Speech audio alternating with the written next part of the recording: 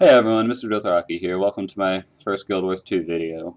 This first series of videos I'll be uploading will be called The Road to a Legendary. Basically, I'll show what I'm doing to get all the materials required to get my legendary weapon. I'm currently going for the Twilight Greatsword for my Guardian, and so I'll be showing you exactly what I'm doing to farm that. All the stuff I need, just in short videos. I won't make them too long, because I know you guys are probably doing the same farm I am, and no one wants to watch other people farm. But for this first video, I'll introduce you to the concept of the Karma Highway.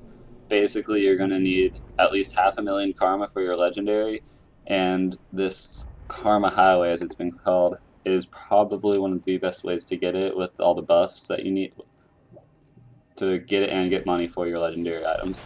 You'll mainly be in the cursed shores here, and you'll basically stay at between these three waypoints: Pendant Waypoint, Shelter's Gate Waypoint, and Joe Fast Waypoint. There's three major events that happen in a pretty short cycle, and so you'll basically just run between those three, do them. Every once in a while there's a fourth event that shows up over here, and do that because it's a really fast chain, and you get basically double the karma in like half the time as these other events. So that's just going to be what I'm showing you in this video today. So just yeah, there's no events going on right now, and so I'll cut to when another event shows up. Alright, we're now down here in Joe Fast's waypoint, where the event just started. Basically, all these events are going to do the same sort of thing. Just a couple waves of Risen are going to run up and attack the camp, and you just basically have to kill them all, hold them off, and then once the event is over, just run to the next one. A lot of people just tag as many enemies as they can just to get the highest chance for loot they can get, so I'll try to do that. Still working on getting good at it, but I suggest using AoE skills as much as possible here because there will be large groups of mobs and a lot of people will be here spiking them down really fast, and so just try to do as much damage as you can and you should get quite a bit of loot.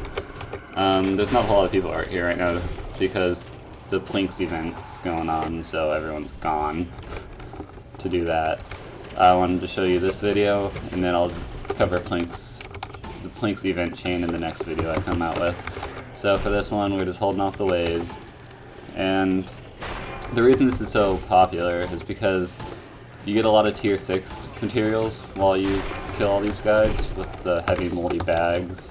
Did I get any yet? Yeah, so far I've gotten 4 heavy moldy bags, and they all hold all the tier 6 materials that you'll need to get your legendary. For that one event I got 17k XP and 378 karma. I know it's not too much, but it took about maybe a minute and a half, and 378 karma in that short of a period of time isn't that bad. I suggest bringing as many AoE skills as you can use.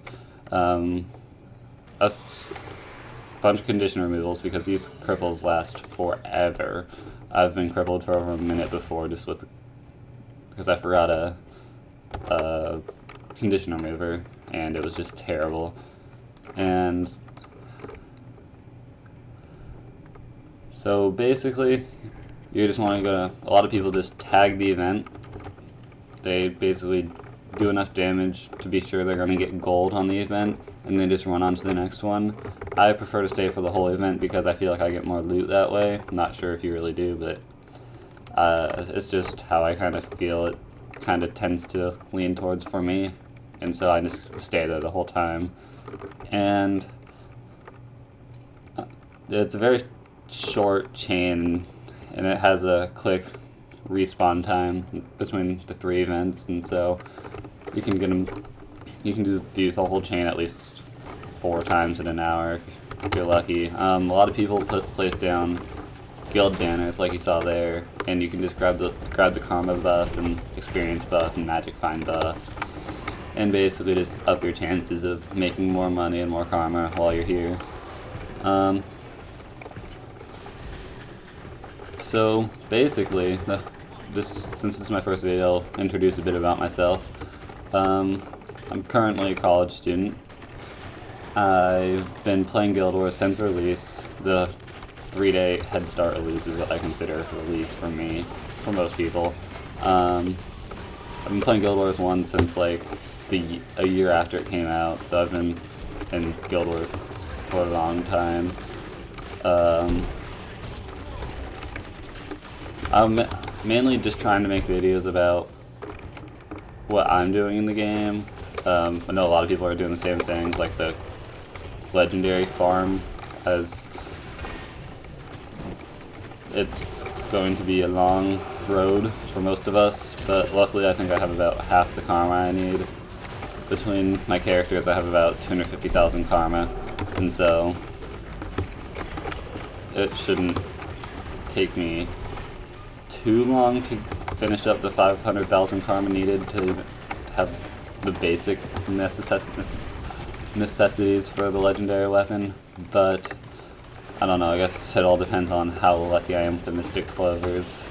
I'll show myself farming like all the materials, not too long videos, just short little spurts, and then I'll just kind of compile them, or just kind of compile them onto one playlist, so it'd be like how to get all the different parts for the certain recipes, because it'll help me learn more about the legendaries, exactly what I need, and it'll teach you guys too, so bear with me as I go through this process. Some of it's going to be kind of boring to watch. If you have any suggestions, please help me out. It's my first couple videos doing this, and so I don't want to just be terrible all the time. These champions take forever to kill, so if you can, find another mob as they're running up, like right now. And half the time they're invulnerable for the first couple seconds, so just wait till you can attack them, and then hit them all as fast as possible before everyone spikes them down. And then you just run around pressing F and looting everything. I didn't get too much of that time. Veteran Risen Chicken, kind of sad. These guys are actually really good for chickens. I've died to them once and I felt really bad about myself. Basically, if there was another event going on right now, I would probably run off. Like, I could run off and do that one at Shelter's Gate.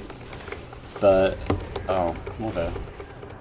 Pay attention when you're fighting people. You go down pretty fast because there's a bunch of champions and they take forever to kill. Usually, I can make it down to Shelter's Gate by the time this event's over. This only has a minute left. And so, I could probably, that's why I have the speed buff, I can run down to Shelter's Gate before the event's over, hit enough people fast enough to get gold on that event, and then just have all 3 events in the chain done. The 4th event that there sometimes is spawns down here at Joe Fast Waypoint. Basically, this one chick will like walk out and try to find gorillas, and then she finds some, and then we have to kill them for some reason. And then basically we get attacked by a veteran gorilla, and then you're done with 2 events. And so it's like killing 2 birds with 1 stone. You get a bunch of events done in a short period of time, and it's pretty quick. So once you get down to Joe Fast Waypoint, just stay down there for a while, because sometimes the event spawns, and it just takes you right around to like this area right here, so it's not even that far of a run. So yeah, that's basically it. That's basics of the Karma Highway. Use as many magic finding items as you can if you want a lot of loot, even though some people say it doesn't work. What can it hurt if you use it? I recommend eating Om Berry bars, because those have major magic find buffs and Karma guild banners and the guild bonus. Try to find a guild that has a permanent one. My guild only has like every 3rd day, because I don't know, they're researching it right now, so it'll be a while till I get it. I should find a new one pretty soon. Now I'm gonna run down here and do that event. But I'll just stop the video here because it's already running pretty long, and I don't want to bore you guys just watching 3 events getting farmed. So if you have any tips for me, let me know, and I'll see you guys in the next video. Alright, just a side note I wanted to mention, I got down to the 2nd event, that other event, and like with 2 minutes left, and I got gold on that, so as you can tell, you can still finish all the events and still make it to the other ones on time to get credit for those. But what you want to do is sell all your blues and greens, and just salvage all your whites and salvageable items, just because you'll make more money selling these rather than salvaging them. And so I'll just sell them all to this guy. After I deposit all collectibles, I don't accidentally sell any of those. And you get quite a big chunk of money over time. I'm not going to sell the gold, I'll salvage that later for my gloves of Ecto.